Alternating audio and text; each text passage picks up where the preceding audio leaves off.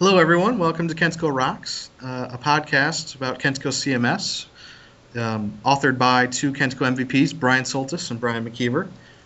Our goal of this podcast is to talk, of course, about Kentico CMS. And in case you didn't notice, we've picked a name. We're going to go with Kentico Rocks. It's, I think, not a stretch if you've ever heard of .NET Rocks or followed ASP.NET podcasts. So it made sense to us. If you have better suggestions, feel free to please keep them coming. But in today's episode, we're going to talk about what are your favorite customizations with Kentico that you've done, Bryan, and I'll talk a little bit about mine. So I'm going to just start there. Go ahead, Bryan. Give me your favorite customization that you've done with Kentico CMS. Favorite one, in like 4+ years, I've only made one or two customizations. It's hard to say. Liar. Just about every project we do some customization in it, and there's so many ways to do it. I mean, there's so many different ways that you can customize Kentico, and you can really, as you can shape it to do, it does all these things right out of the box, but whatever it doesn't do, we can make it do it, in short order, generally by leveraging some API or something. Personally, I like to do a lot of customizations in the way of, I make a lot of custom modules. I've made a lot of different ones to interact. A lot of them deal with interacting with either systems or tables or just completely other applications that are outside of Kentico. And what I use the custom modules for is I basically do all my code of however it is I'm going to make it look. And I really like using the Kentico master pages. Then it has this like nice fluid look. I do like the default theme and stuff. That way, all the data grids and buttons, they all look similar. But I take just whatever my code does, and then, with like a few short lines of code, I wrap Kentico security around it, register it, and bam, there it is in the CMS desk, completely controlled by Kentico security, and I can still go off and do what I want to do. I'm sure you've done a lot of things like that, leveraging basically not building the security aspect of it because Kentico's already done it. So Right. That's why, I couldn't agree more. I love the fact that I don't have to reinvent the wheel with user login, reset password, change file. Like, that is so 10 years ago. We don't have to do that in this day and age. Right. Kentico does a great job out of the box with that part of it. Give me one example specifically of those modules that you just talked about. What does your favorite module do?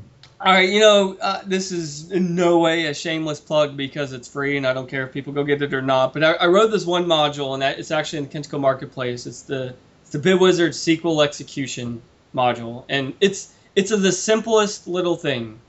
And all it is a text box, and you put in the text box, and it will execute that code against the database. Now, it's a very dangerous module if it's in the wrong hands. Obviously, they can execute stuff against it, but in a lot of systems that we do, we may or may not have direct database access.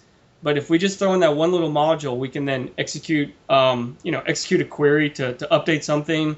I have a couple different settings in it. The one will execute to a data set, and then it'll kind of read through that and display it in a grid on the page. Yep. And that's such a small little thing, but it's like a tool, and every tool has a job, and in some ways there's only one tool that can do that job, and that's something. You'll never use that for anything, but if you ever have a site where you can't get to the database, but you need to update some data, it's a heck of a lot easier just to go right into this module and update it.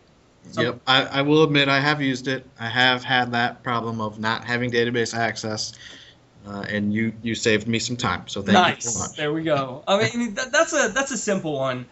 Some other ones that I guess are a little bit more complex is I have a site that I've developed, and I'm actually continuing to develop, and it has a lot of integration with Windows Azure and Windows Azure CDN and the storage account, and basically, I guess from a 50,000 feet, it's really like a digital asset management for this company.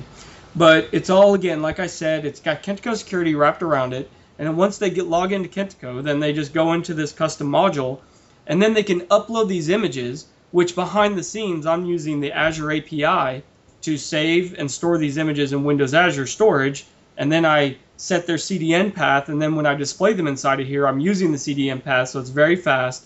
And again, that's That's why modules are probably my favorite, because you can really do whatever it is you want to do. You just wrap the security and the functionality around it to list inside the CMS desk or in the tools menu or even in the site manager, and then you can do what I want to do. But I would probably say that Windows Azure one is probably my favorite, just because I get to work with the Windows Azure API behind the scenes, and I kind of work with blob storage and setting the CDN path and the TTL and different things like that. Nice. How about you, man? What is probably like your favorite customization that you've done?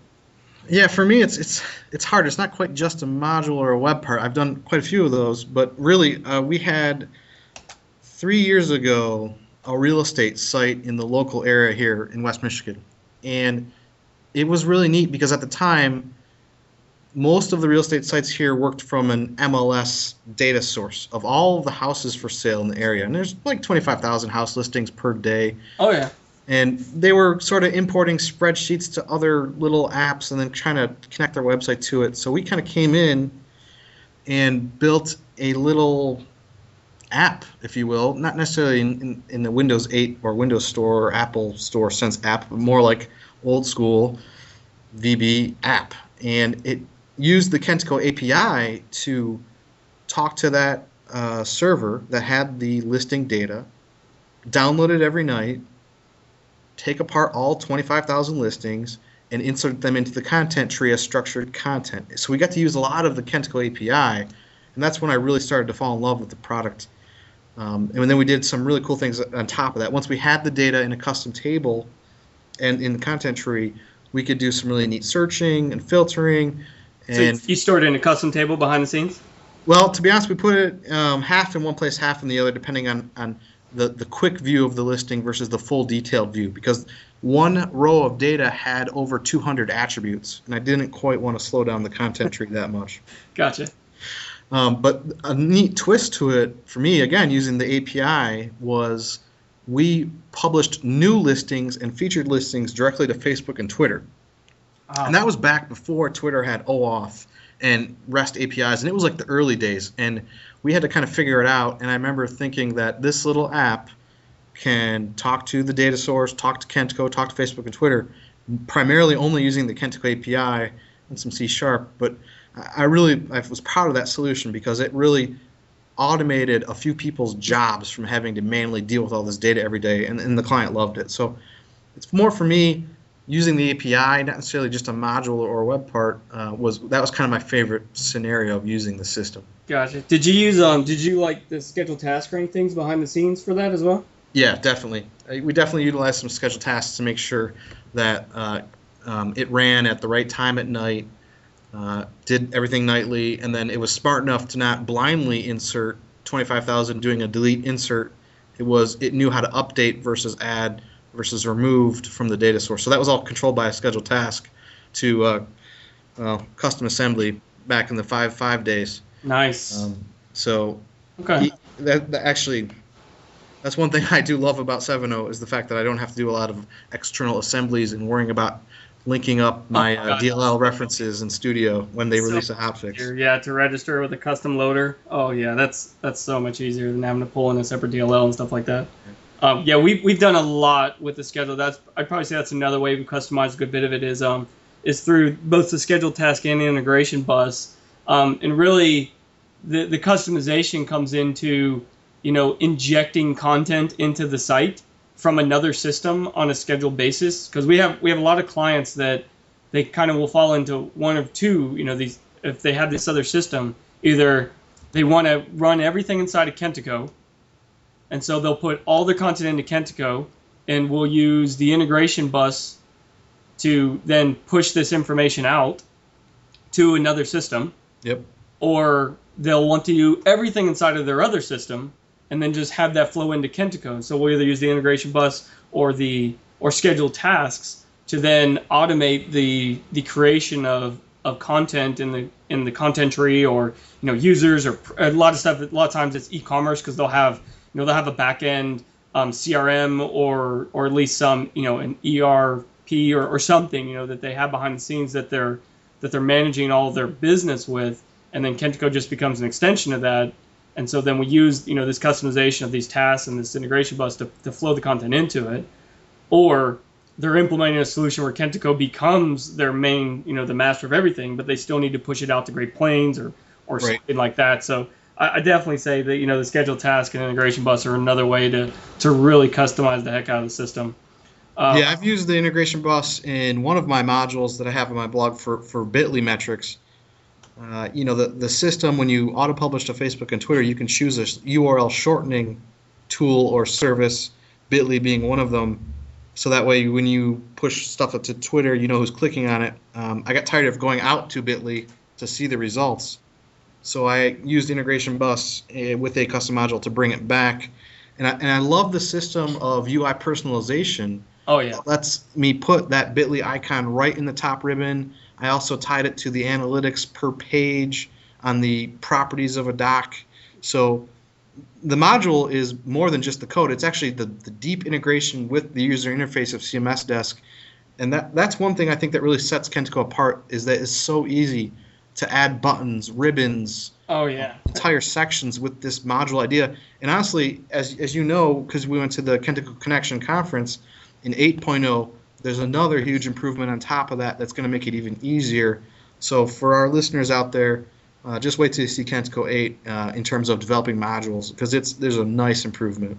You almost don't even have to open up Visual Studio in some cases. It's pretty wild.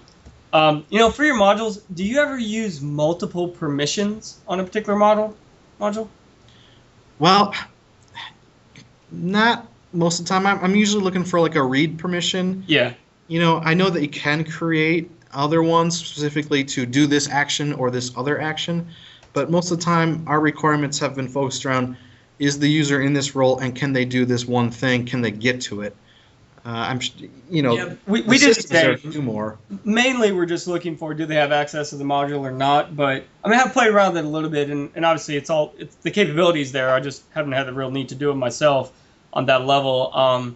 But if someone's looking into it, the idea that we're kind of referring to is you can set these permissions on the module level. So maybe you have something like Bryan was discussing with, this MLS management system of where they want to be able to go in and put in properties and stuff.